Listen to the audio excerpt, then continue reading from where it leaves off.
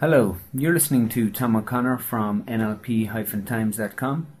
I'm about to introduce Master Trainer Michael Breen, who's about to do an excellent overview of Dick Gregory at the State of the Black Union 2008 as a clear example of a fantastic communicator and an exquisite performer, both in his performance in this case and also the context of his career to date. So with that said, I'd like to pass you over to Master Trainer Michael Breen.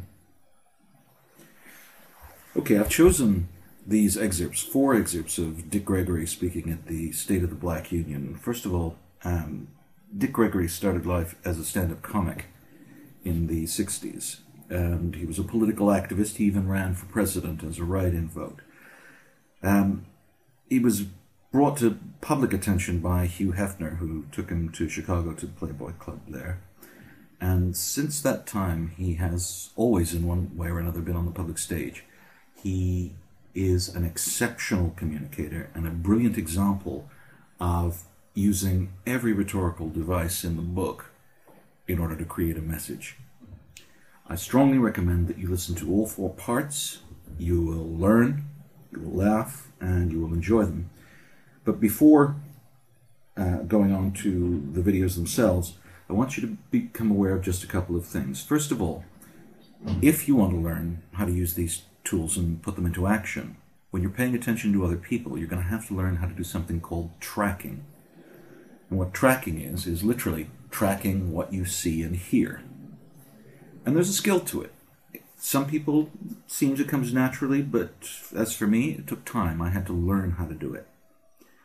And one of the ways that you track is you learn to recognize what it is that you're hearing. So, for example, Gregory uses what's called a preacher's roll, and that's when he uses the voice and keeps the voice going in a thread much, much longer than it's necessary to do. Now, part of that comes from the context. He is on a stage and a platform with ministers, with politicians, with business leaders. He's also now in his mid-70s, and he plays that old man card to the hilt. What you're hearing on these 4 videos is quite early in the proceedings there, and you'll see he just takes over. Now, when you're listening, here's what I want you to do. You can either do this on paper or you can do it in your mind. I want you to create a kind of a grid in 3 layers. The top of the grid is when he uses his high tonality, when he raises the tone, raises the note he's saying much higher than he'd used previously.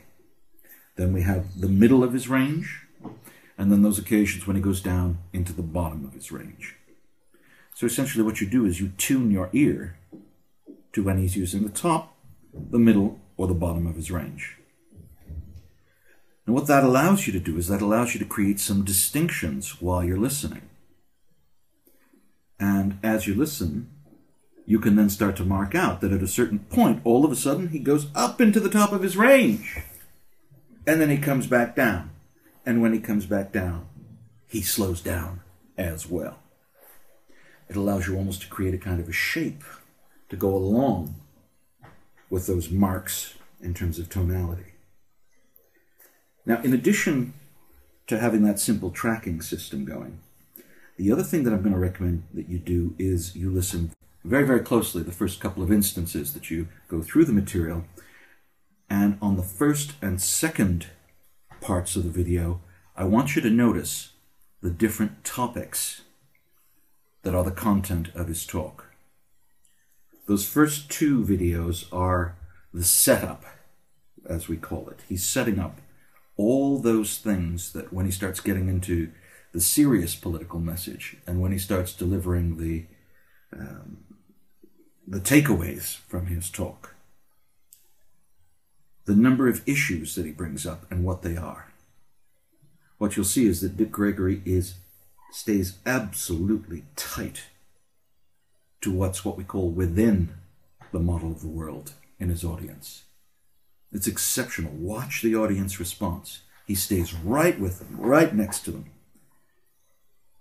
He loses his microphone at one point.